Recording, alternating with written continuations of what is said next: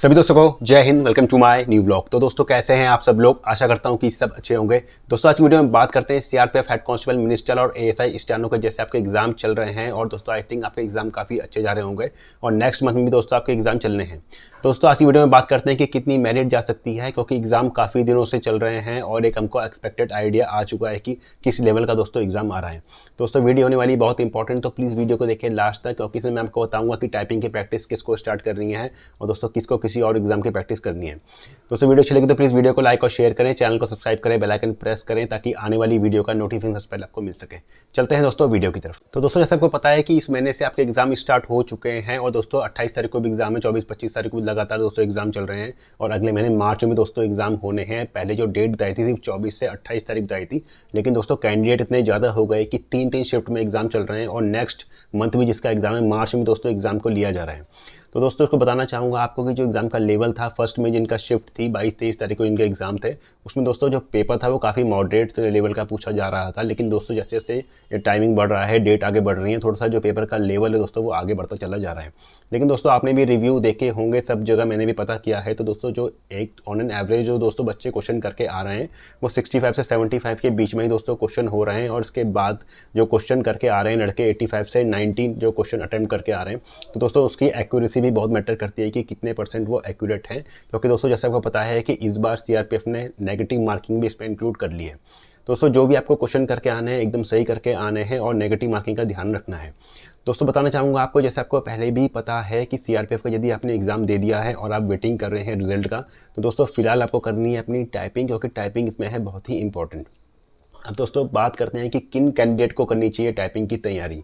तो दोस्तों आपको पहले ही पता है, सीआरपीएफ ने नोटिफिकेशन में पहले ही आपको बताया है कि जिनके 40% मार्क्स हैं जनरल कैटेगरी से, उनको टाइपिंग के लिए क्वालिफाई हैं, वो उनको बुला लिया जाएगा। और जो SC ST OBC किसी कैटेगरी से बिलोंग करते हैं उनको अपनी 35% मार्क्स लेके आने हैं। यानी दोस्तों सिंपल सी बात यह है कि 100 में से यदि आपके 40 नंबर आ रहे हैं, आपने एग्जाम दिया है, तो टाइपिंग की प्रैक्टिस अभी से करने लग जाएं। क्योंकि जैसे आपको पता है कि सिर्फ 5% ही आपकी मिस्टेक्स माफ़ हैं और 17 मिस्टेक्स के बाद यदि आप एक गलती भी ज़्यादा करेंगे तो 10 जो आपके करेक्ट वर्ड हैं दोस्तों वो काट लिए जाएंगे। दोस्तों इसमें रिटर्न में इसलिए इतनी कम मेरिट इसलिए रखी गई है, सिर्फ 40% मार्क्स इसलिए ही रखे गए हैं क्योंकि दोस्तों जो टाइपिंग है वो काफ़ी टफ है, टाइपिंग का लेवल काफ़ी ज़्यादा हार्ड है एज़ कम्पेयर अगर हम करें तो रिटर्न एग्जाम से। इसलिए दोस्तों यदि आपने रिटर्न एग्जाम दे दिया है और आपको लगता है मेरे 40 नंबर तो आने ही आने, उनको कोई रोक नहीं सकता, दोस्तों अभी से टाइपिंग में लग जाइए, टाइपिंग की प्रैक्टिस करने लग जाइए, सुबह शाम अच्छे से टाइपिंग करिए। और दोस्तों आपको जो टाइपिंग करनी है वो सॉफ्टवेयर में बिल्कुल भी नहीं करनी है। जैसे मैंने आपको पहले भी बताया कि सॉफ्टवेयर में देख के टाइपिंग दोस्तों वो करते हैं जिनकी स्टार्टिंग से जो स्टार्टिंग टाइम होता है प्रैक्टिस का, जब वो ASDF सीखते हैं। दोस्तों आपको बिल्कुल भी टाइपिंग जो करनी है सॉफ्टवेयर पे नहीं करनी है। एक पेज की कटिंग लेनी है और उसको देख के, पेज में देख के दोस्तों आपको टाइपिंग करनी है। और खासकर दोस्तों एक बात का बिल्कुल ध्यान रखना है कि बैक स्पेस को निकाल के की को साइड रख देना है। अब इसके बाद दोस्तों बात करते हैं कि फाइनल मेरिट आपकी लगभग कितनी जा सकती है।